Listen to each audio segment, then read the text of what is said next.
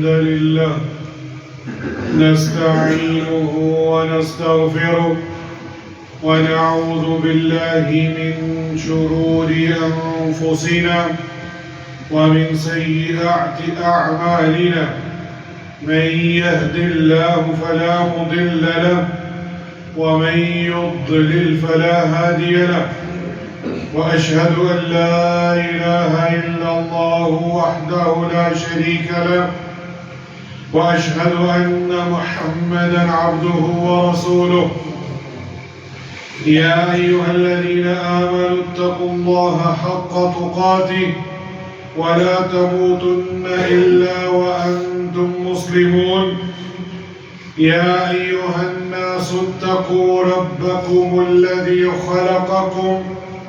خلقكم من نفس واحدة وخلق منها زوجها وبث منهما رجالا كثيرا ونساء واتقوا الله الذي تساءلون به والأرحام إن الله كان عليكم رقيبا يا أيها الذين آمنوا اتقوا الله وقولوا قولا سديدا يصلح لكم أعمالكم ويغفر لكم ذنوبكم ومن يطع الله ورسوله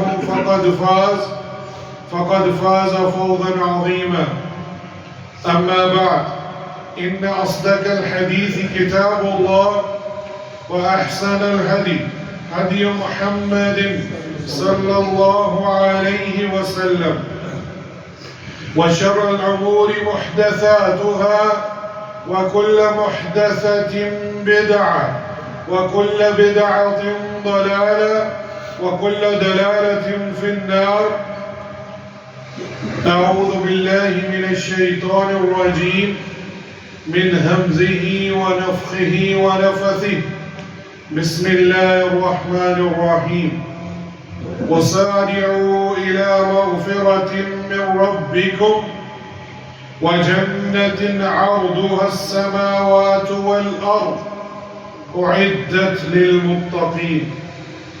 لائق تکریم سامعین مکرم، بزرگان دین، نوجوان ساتھیوں، میں نے آج کے خطبے کے موضوع کے مطابق سورہ آل عمران کی آیت نمبر 133 تلاوت کی ہے، جس میں اللہ سبحانہ و تعالیٰ ارشاد فرماتے ہیں وَصَارِعُوا إِلَى مَغْفِرَةٍ مِّن رَبِّكُمْ، اور اپنے رب کی بخشش کی طرف اور جنت کی طرف دوڑ لگا دو، جس کا عرض آسمان و زمین کے برابر ہے، اور جو بزرگ پرہیزگاروں کے لیے، متقین کے لیے تیار کی گئی ہے۔ ہر انسان فطری طور پر یہ چاہتا ہے کہ اس کا کم سے کم محنت میں زیادہ سے زیادہ اس کو اجر ملے، اور یہی ہمارے خطبے کا موضوع ہے کہ عمل قلیل ہے لیکن اجر کثیر ہے۔ ہم نے پچھلے جمعے اللہ سبحانہ و تعالیٰ کی رحمت کے متعلق بیان کیا تھا، یہی خطبہ اس کی ایک کڑی میں سے ہے کہ اللہ سبحانہ و تعالیٰ اپنی رحمتوں سے چھوٹے سے چھوٹے عمل کو اور اس کا اجر کتنا عطا فرماتا ہے۔ آج ہم قرآن و حدیث سے اس کو سمجھنے کی کوشش کریں گے۔ انسان فطری طور پر، جیسا میں نے پہلے بھی بیان کیا، کہ وہ کم عمل کرنا چاہتا ہے لیکن وہ اجر زیادہ پانا چاہتا ہے، اسی لیے انسان طرح طرح کی تدابیر اختیار کرتا ہے۔ مثال کے طور پر ایک تاجر، اس کی یہ خواہش ہوتی ہے کہ اس کے مال تجارت ہاتھ لگے جس میں کم سے کم محنت ہو اور سرمایہ زیادہ اور نفع بخش ہو۔ اسی طرح ایک کسان، اس کی بھی یہی خواہش ہوتی ہے کہ میں ایسی چیز کو کاشت کروں جس میں کم سے کم محنت ہو اور مشقت بھی کم ہو، لیکن اس کی پیداوار بہت ہی زیادہ ہو اور اس کی قیمت بھی زیادہ لگے۔ یہ تو ہے دنیا کے عارضی فائدے، یہ اس کا معاملہ ہے، لیکن ایک مسلمان فطری تقاضے کی بنا پر ایسے نیک اعمال کو اختیار کرتا ہے جس میں اس سے زیادہ اخروی درجات ملنے کی امید ہو، خاص کر ایسے اوقات میں جب اللہ سبحانہ و تعالی رب العزت کی جانب سے نیک اعمال کی طرف رغبت حاصل کرنے اور اس کے انعام حاصل کرنے کی اس کے اندر جستجو ہو،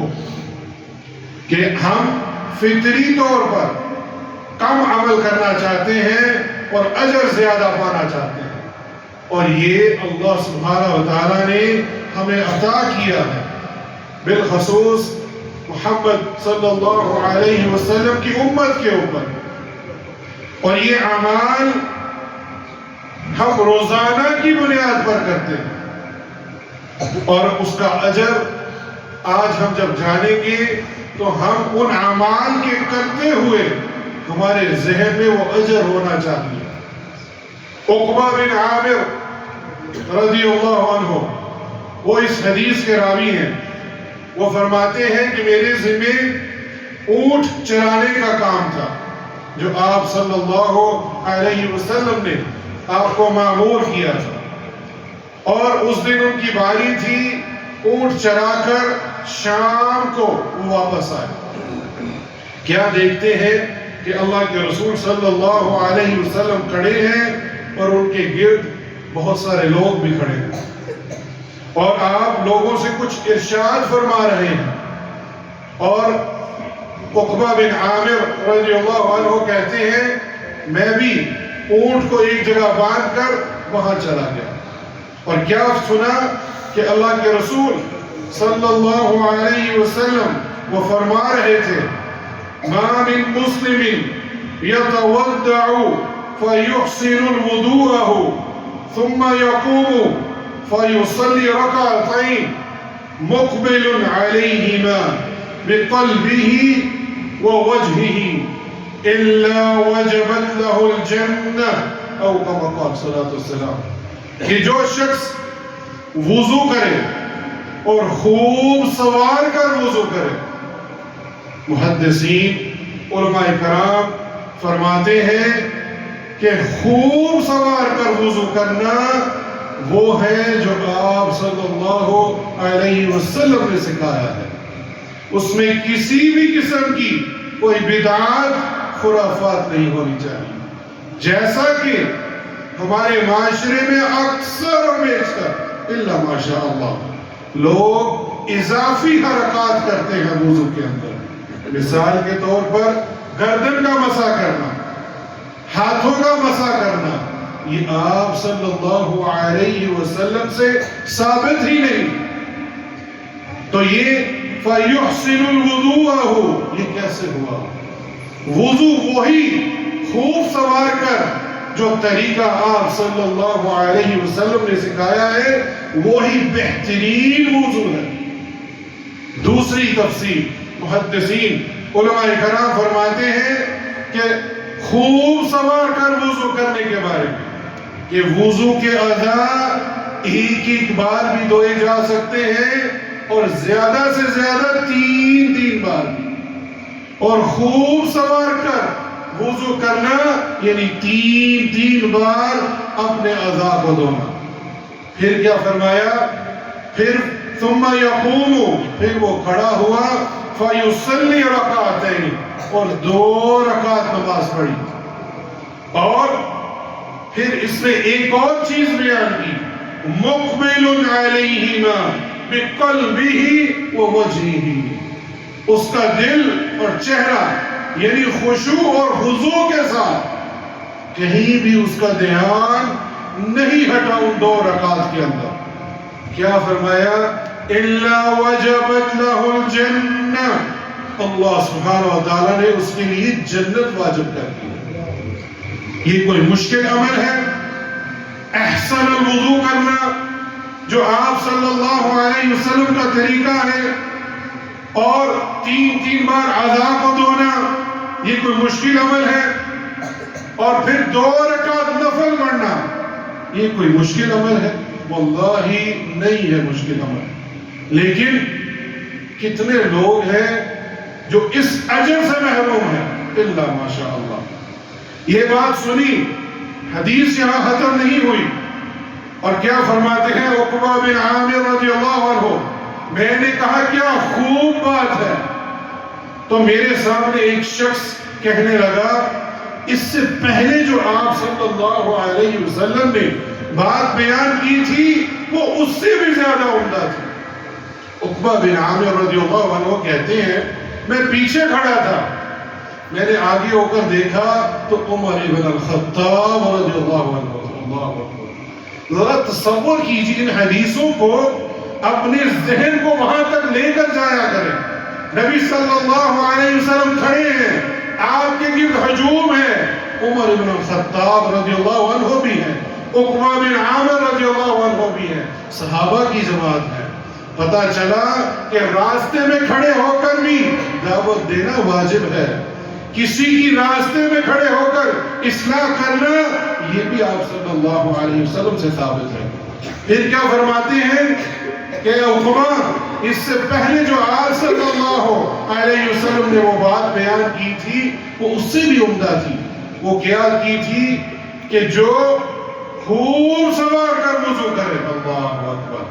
پھر وضو کی بات جو طریقہ آپ صلی اللہ علیہ وسلم نے فرمایا، بغیر گردن کا مسح کیے اور بسم اللہ پڑھ کر وضو کرنا، یہ بھی آپ صلی اللہ علیہ وسلم سے ثابت ہے۔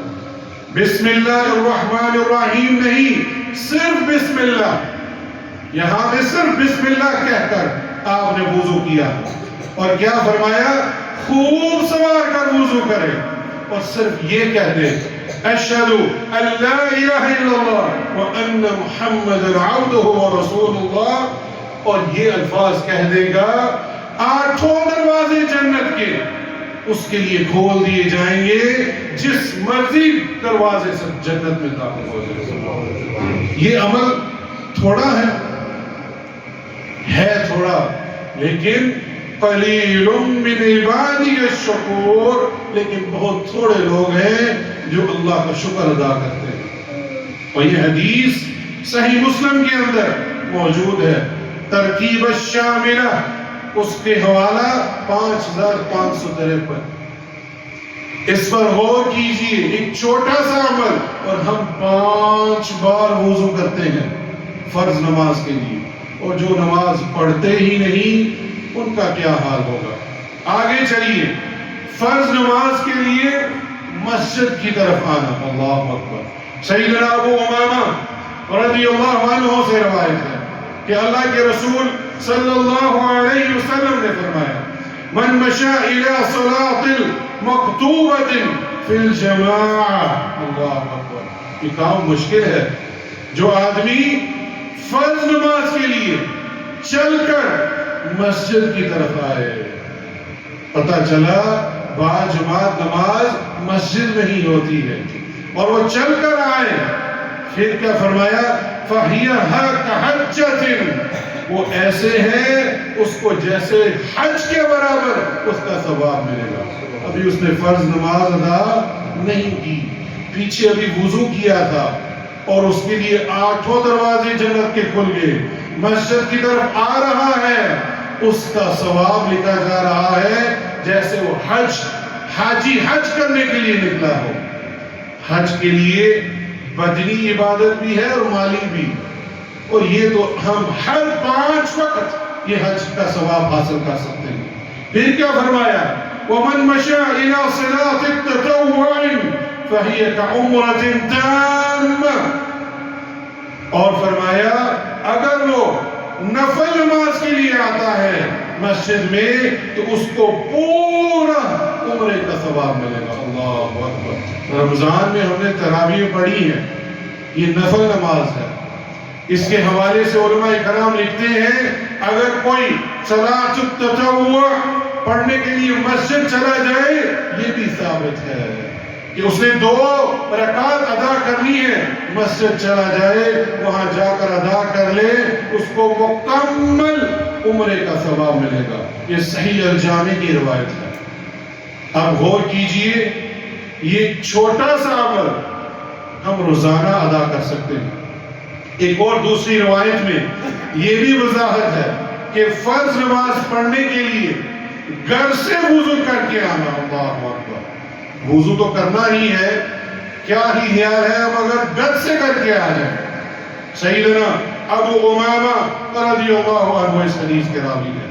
اللہ کے رسول صلی اللہ علیہ وسلم نے فرمایا من خرج من بیتہ متطہرا الی صلاۃ المکتوبہ، اللہ اکبر، جو شخص اپنے گھر سے فرض نماز کے لیے وضو کر کے نکلے، فَأَجْرُهُ كَأَجْرِ الْحَاجِ الْمُحْرِمِ، اس کا اجر احرام والا شخص جو حاجی ہے، احرام باندھ کے جب حج کے لیے نکلتا ہے وہی اجر اس کے لیے لکھ دیا جاتا ہے۔ اللہ اکبر۔ اللہ سبحانہ و تعالی کتنا غفور الرحیم ہے، اپنی رحمتوں سے ہمیں چھوٹے چھوٹے اعمال پر ہمیں کتنا عظیم اجر عطا دیتا ہے۔ حج جتنا ثواب صرف گھر سے وضو کر کے نکلنا ہے اور وہ دعا پڑھ لے اشہد ان لا الہ الا اللہ واشہد ان محمد رسول اللہ، تو اس کے لیے جنت کے 8 دروازے کھول جانا۔ اور پھر بھی شخص بولے یہ دین بڑا سخت ہے، نہیں، اس کو اپنے دل میں جاننا چاہیے اس کا دل سخت ہو چکا ہے۔ دین بڑا آسان ہے، اس میں بڑی آسانیاں ہیں، اس میں چھوٹے چھوٹے اعمال پہ اجر عظیم ہے۔ اپنی اصلاح کرنی ہے مجھے اور آپ کو، کہیں ہم ان چھوٹے اعمال میں بڑے بڑے اجر سے محروم تو نہیں ہو رہے۔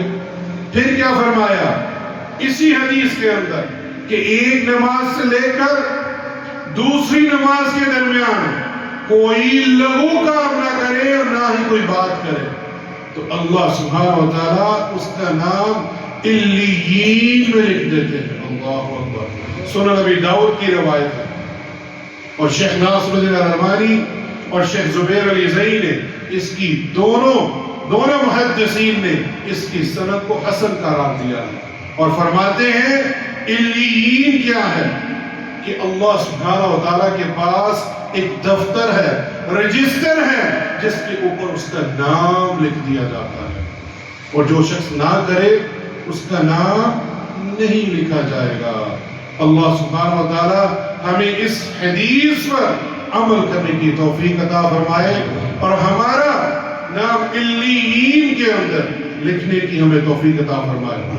مسجد میں دینی تعلیم کے لیے جانا یہ بھی بڑا مشکل کام ہو گیا ہے۔ اول تو ہماری مساجد فرض نماز اور جمعے کے لیے رہ گئی ہے، وہاں پتہ چلا اس حدیث سے جو آگے بیان کروں گا، مساجد میں یہ درس و تدریس کرنا یہ مسجد کے حقوق میں سے ہے۔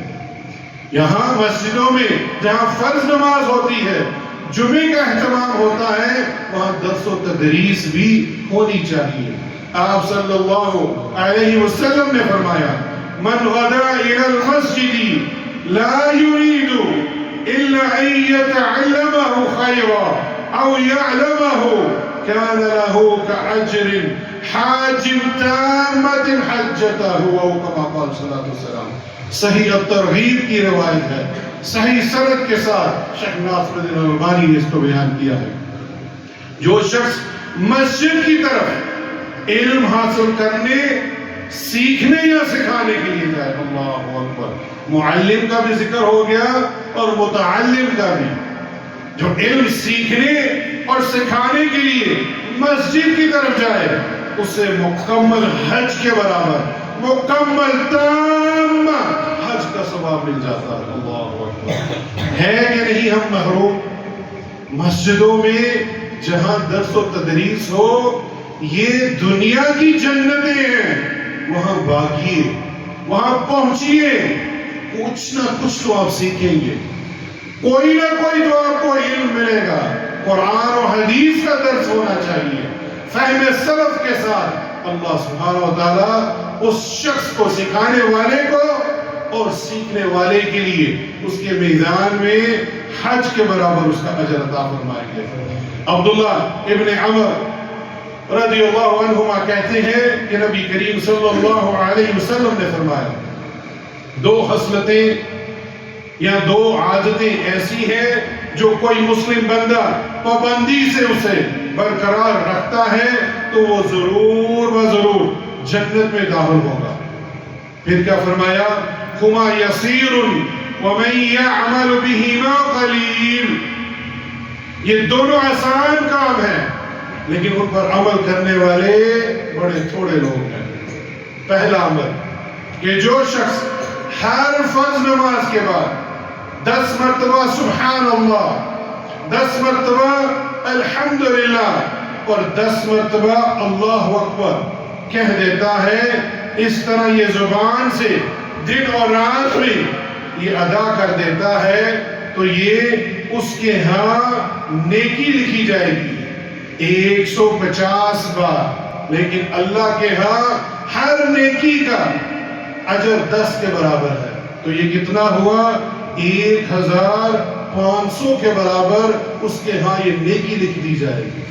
یہ حدیث کے الفاظ آپ کے سامنے بیان کر رہا ہوں، اللہ کے رسول گن رہے ہیں، اور جو راوی ہیں عبداللہ ابن عمر رضی اللہ عنہما وہ فرماتے ہیں آپ انگلیوں کے ساتھ گن رہے تھے، اور یہ محدثین فرماتے ہیں سب سے بہترین ذکر انگلیوں پر ہے۔ اس کے دو ہی طریقے ہیں، ایک انگلیوں کو بند کرنا اور یا انابل، یہ آپ کے جو پورے ہیں اس پر کرنا، جو صحیح سند کے ساتھ عائشہ رضی اللہ عنہما رضی اللہ عنہ سے جو مروی ہے وہ بند کرنے والی روایت ہے کہ آپ یہ ذکر کرتے ہوئے انگلیوں کو بند کیا کرتے تھے۔ کیا خیال ہے تسبیح پر علماء کرام اس کی اجازت دیتے ہیں، لیکن ہاتھوں پر ذکر یہ آپ صلی اللہ علیہ وسلم سے ثابت ہے، اور یہ ہاتھ ہمارے گواہ بنیں گے قیامت کے دن، تو لہذا ذکر ہاتھوں پہ کریں۔ اور یہاں فرض نماز کے بعد 10 بار ذکر آیا ہے۔ میں آپ کے علم میں اضافہ کرتا چلوں کہ 33 مرتبہ بھی کہنا فرض نماز کے بعد آپ صلی اللہ علیہ وسلم سے ثابت ہے، اور 10 بار بھی کہنا یہ بھی آپ صلی اللہ علیہ وسلم سے ثابت ہے۔ ایک تیسری حدیث بھی ہے، یہی ذکر 25 مرتبہ بھی کہنا یہ بھی آپ صلی اللہ علیہ وسلم سے ثابت ہے۔ پتہ چلا ہمیں فرض نماز کے بعد ان تینوں احادیثوں پر عمل کرنا چاہیے، کبھی 33 والی روایت پر، اور کبھی 10 والی پر، اور کبھی 25 والی پر۔ اور اجر کتنا لکھا جائے گا؟ فَذَلِكَ 50 و100 بِلِسَانٍ، اس کی زبان پر تو 150 بار ہے، وَأَلْفُ و500 فِي الْمِيزَانِ، لیکن میزان کے اوپر 1500 کا اجر ملے گا۔ اللہ اکبر، یہ اللہ کے رسول گن رہے ہیں۔ پھر کیا فرمایا؟ سونے کے وقت 34 مرتبہ اللہ اکبر، اور 33 مرتبہ الحمدللہ، اور 33 مرتبہ سبحان اللہ کہنا۔ اس طرح یہ زبان سے کہنے میں یہ 100 بار ہوگا، لیکن میزان میں یہ 1000 کے اجر کے برابر ہوگا۔ راوی لکھتے ہیں بلکہ فرماتے ہیں کہ اللہ کے رسول صلی اللہ علیہ وسلم نے یہ کیوں فرمایا؟ یا رسول اللہ کیف ہما یسیر ومن یعمل بہما قلیل، کہ لوگوں نے کہا اے اللہ کے رسول یہ دونوں کام ہی آسان ہیں، پھر بھی یہ بہت کم لوگ کرنے والے ہیں، ایسا کیوں ہے؟ اللہ کے رسول صلی اللہ علیہ وسلم نے اس کی وجہ بھی بتائی، اور یأتی احدکم، یعنی شیطان فی منامه فینومه قبل ان یقول له، یعنی رات کو تم یہ ذکر شروع کرو گے تو شیطان تمہارے پاس آئے گا اور تجھے سلا دے گا، یہ ذکر کرنے نہیں دے گا۔ وَيَأْتِيهِ فِي صَلَاتِهِ، فَيُذَكِّرُهُ حَاجَةً قَبْلَ أَن يَقُولَ لَهُ، اور نماز کے دوران بھی تم یہ ذکر شروع کرو گے، شیطان آ کر تمہیں وسوسہ کرے گا، تمہارا فلاں کام ہے، فلاں حاجت ہے، وہ اٹھ کے چلا جائے گا۔ یہ ہم اپنی آنکھوں سے دیکھتے ہیں، لوگ فرض نماز ادا کرتے ہیں، کوئی ذکر، کوئی اذکار نہیں، یا تو اٹھ کے فوراً سنتیں ادا کرنا شروع ہو جائے گا جو کہ خلاف سنت عمل ہے، پہلے ذکر کیجئے اور پھر سنتیں پڑھیے، یا وہ اٹھ کے چلا جائے گا، اس کا دل مسجد میں لگتا ہی نہیں۔ اور یہ حدیث سنن ابی داؤد کے اندر، اور شیخ ناصر الدین الالبانی اور شیخ زبیر علی زئی نے اس کی سند کو حسن صحیح قرار دیا ہے۔ اسی طرح 2 رکعت دنیا وما فیہا سے بہتر ہے۔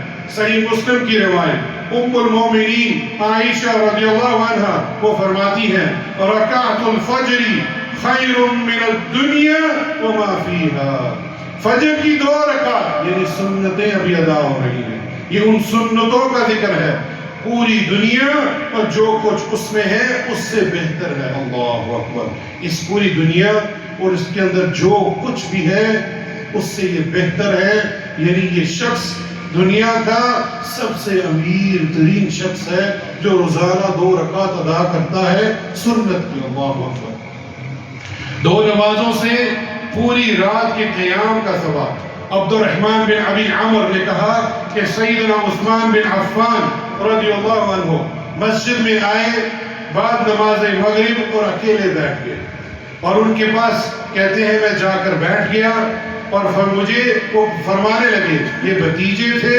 عثمان بن عفان کے، عبد الرحمن بن عمر رحمہ اللہ، اور عثمان بن عفان رضی اللہ عنہ فرماتے ہیں من صلی العشاء فی جماعت فکأنما قام نصف اللیل، جو شخص عشاء کی نماز جماعت کے ساتھ پڑھ لے اس کو آدھی رات قیام کا ثواب مل جاتا ہے۔ ومن صلى الصبح في جماعة فكأنما صلى الليل كله، اور صبح اٹھ کر وہ فجر بھی پڑھ لے جماعت کے ساتھ، وہ پوری رات قیام کا اجر اس کے ہاں لکھ دیا جاتا ہے۔ صحیح مسلم کی روایت ہے۔ کرنا کیا ہے؟ عشاء جماعت کے ساتھ اور فجر جماعت کے ساتھ، لیکن قلیل من العباد الشکور، لیکن بہت ہی تھوڑے لوگ ہیں یہ دونوں نمازیں با جماعت مسجد میں ادا کرتے ہیں۔ اللہ ہمیں ان دونوں نمازوں کو ادا کرنے کی توفیق عطا فرمائے، اور آج کے دن کے حوالے سے ہر قدم کے بدلے اجر و ثواب۔ عوس بن عوس رضی اللہ عنہ وہ فرماتے ہیں کہ اللہ کے رسول صلی اللہ علیہ وسلم نے فرمایا، اور یہ جمعے کے دن کے حوالے سے ہے، 5 کام کرنے ہیں اور یہ کوئی مشکل ہے نہیں۔ مانے اغتسل یوم الجمعہ وغسل، کوئی شخص غسل کرے اور اپنے گھر والوں کو بھی غسل کے لیے کہے، وبکر وابتکر، اور سویرے پہنچے۔ اللہ اکبر، یہ بڑا مشکل کام ہے جلدی آنا، ہم تو آتے ہی آخر پر ہیں۔ ایک کام غسل کرے اور اپنے بیوی بچوں کو بھی تلقین کرے کہ وہ غسل کریں، اور دوسرا کام جلدی آئے، واستمع وانصت، اور شروع سے خطبے میں شریک رہا اور خاموش رہا، اس نے کوئی لغو کام نہیں کیا، اور امام کے قریب ہو کر بیٹھ گیا، غور سے خطبہ سنا اور خاموش رہا۔ یہ 5 کام، غسل کرنا، جلدی آنا، اور پورے دھیان سے خطبے کو سننا، امام کے قریب ہو کر بیٹھنا اور خاموشی سے بیٹھنا، کوئی ہاتھوں سے لغو کام نہیں، کوئی موبائل نہ استعمال کرے، تو کیا ہوگا؟ خطوۃ یفتحوها اجرہ سنۃ صیامها وقیامها، اس کے ایک قدم پر 1 سال کا صیام اور 1 سال کے رات کے قیام کا ثواب اسے مل جاتا ہے۔ ایک قدم اس نے اٹھایا ہے، اس کے ہاں 1 سال کے سیام روزے کا اور 1 سال کے قیام کا اجر اللہ سبحانہ و تعالیٰ لکھ دیتا ہے۔ صحابہ کرام قصداً چھوٹے چھوٹے قدم لیا کرتے تھے کہ میرے قدم زیادہ ہوں اور میں یہ اجر زیادہ پا لوں۔ اللہ اکبر۔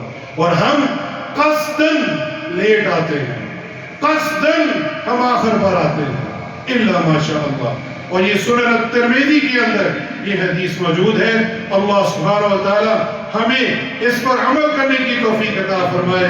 وقت کم ہو چکا ہے۔ اقول ما تسمعون واستغفر اللہ لی ولکم من کل ذنب فاستغفروه انه هو الغفور الرحیم۔ الحمد للہ والصلاة والسلام على رسول اللہ، اما بعد۔ بہت سارے اعمال تھے، صدقہ خیرات، جہاد اور اس طرح کی چیزیں، انشاءاللہ وہ اگلے جمعے میں ہم بیان کر دیں گے۔ سیدنا انس رضی اللہ عنہ سے یہ حدیث مروی ہے کہ اللہ کے رسول صلی اللہ علیہ وسلم نے فرمایا کہ ہر موحد، توحید پرست، لا الہ الا اللہ کہنے والا ذرہ برابر خیر و بلائی کی موجودگی میں جہنم سے نکال لیا جائے گا۔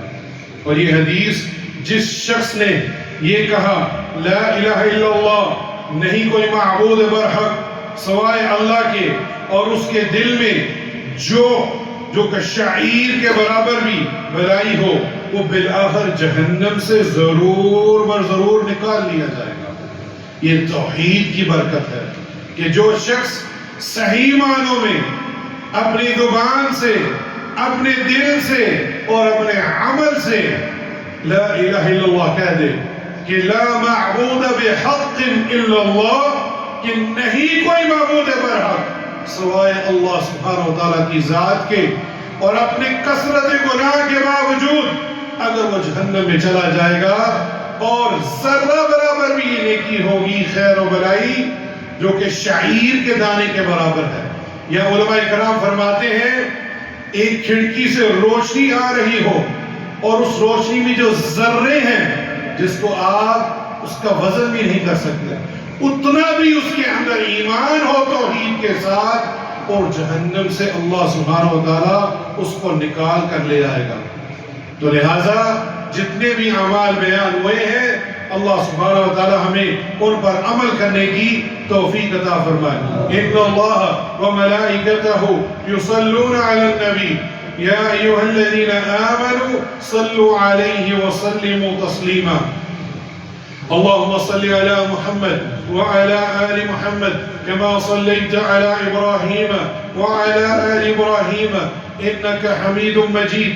اللهم بارك على محمد وعلى آل محمد كما باركت على إبراهيم وعلى آل إبراهيم إنك حميد مجيد۔ یا اللہ جو بیمار ہیں ان کو شفاء کاملہ اور عاجلہ عطا فرما، جو پریشان ہیں ان کی پریشانیوں کو دور فرما۔ یا اللہ جن کے والدین حیات ہیں ان کو نیک اور ایمان والی زندگی عطا فرما، اور ان کے بچوں کو ان کی خدمت کرنے کی توفیق عطا فرما، اور جن کے والدین وفات پا چکے ہیں یا اللہ ان کی قبروں کو جنت کا باغ بنا دے۔ اللہم اغفر للمؤمنین والمؤمنات والمسلمین والمسلمات الاحیاء منہم والاموات۔ یا اللہ اس ملک کی حفاظت فرما، یا اللہ جتنے بھی مسلمان ملک ہیں ان کی حفاظت فرما، یا اللہ کفار کو، یہود و نصارہ کو نست و نابود کر دے، یا اللہ ان کے مکر ان کی طرف ہی لٹا دے۔